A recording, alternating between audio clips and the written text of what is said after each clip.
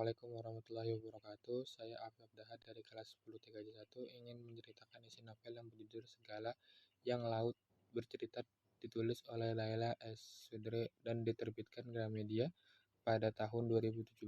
Buku ini memiliki sekitar 379 halaman. Laut gemar membaca berbagai buku karangan Paromedia Ananta Tera yang ketika itu peredarannya dilarang di Indonesia. Hal ini menentangkan dirinya secara diam-diam untuk memfotokopi buku-buku tersebut di salah satu tempat yang disebut sebagai fotokopi terlarang. Mulai dari sana, dirinya bertemu dengan Kinan, salah satu mahasiswa FISIP yang memperkenalkan Laut akan organisasi Wisatra dan Wirasena. Setelah ikut bergabung dengan organisasi Winatra, Laut jadi semakin mengiatkan aktivitas diskusi buku bersama rekan-rekan seorganisasinya.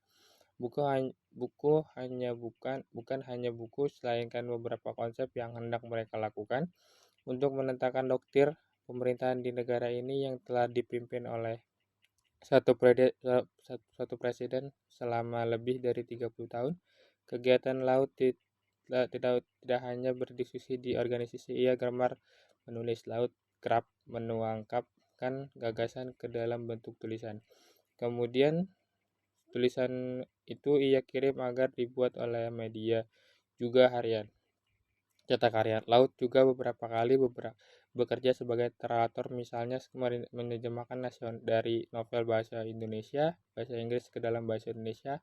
Novel ini menceritakan bahwa Laut beserta rekan-rekannya melaksanakan beberapa aksi atau gerakan untuk membela rakyat yang telah diambil haknya untuk pemerintah. Salah satunya aksi tanam jagung Balanguan, akan tetapi jauh sebelum mereka melakukan aksi tersebut, Laut bersama teman-temannya berdiskusi terlebih dahulu oleh yang dikenal sebagai diskusi Kwangju.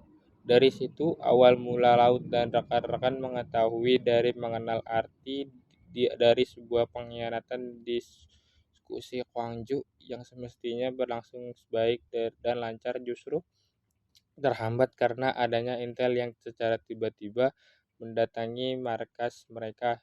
Namun tidak ada yang tahu pelaku yang membocorkan diskusi mereka.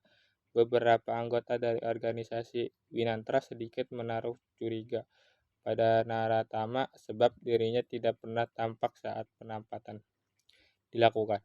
Tetapi itu hanyalah dugaan mereka. Belum diketahui seberapa yang sesungguhnya seperti apa. Sesudah melancarkan aksi tanam jagung jadi Belanguan, Laut beserta rekan-rekan kembali ke terminal. Mereka berpisah-pisah, ada yang ke Pacet, kemudian ada yang ke Jogja. Saat berada di ruang tunggu bis, terdapat sekelompok orang mencurigakan yang mengintai mereka.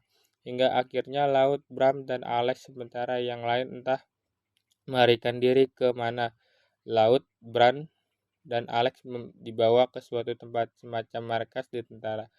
Di markas, kelompok orang itu mengintegrasi Laut, Bram, dan Alex.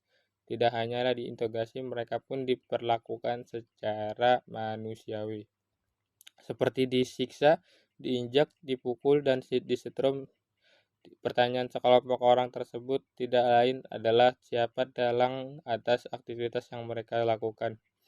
Setelah kurang lebih 2 hari 1 malam, penganiayaan dan penyengapan itu pun berakhir. Singkatnya, Laut, Bram, dan Alex kembali ke terminal Bungurasi. Di terminal Bungurasi, Laut, Bram, dan Alex dijemput oleh kedua kakak dari Anjani mereka. Mereka bertiga dibawa dan ditempatkan ke sebuah tempat yang aman di Pacet. Di sana ada yang lain menunggu mereka, Daniel, Kinan, Anjani beserta teman-temannya. Singkat cerita, Laut diringkus oleh orang sekelompok orang yang tidak kenal. Tempatnya di tanggal 13 Maret 1998 semenjak mereka menjadi buronan tahun di 1996.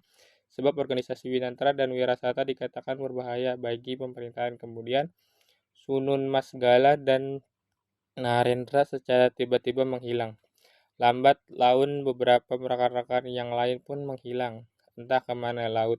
Lalu mereka Lalu sekarang Laut disusul oleh Alex dan Daniel yang menghilang. Saat menculikan dan penyenggapan itu mereka memperoleh siksaan yang sangat tidak manusiawi. Sejak Laut kuliah di Yogyakarta, ia dengan bapak dan ibu dan Asmara atau adik Laut semakin jarang berkumpul bersama. Oleh sebab itu bapaknya memutuskan bahwa hari Minggu adalah hari bersama untuk keluarga.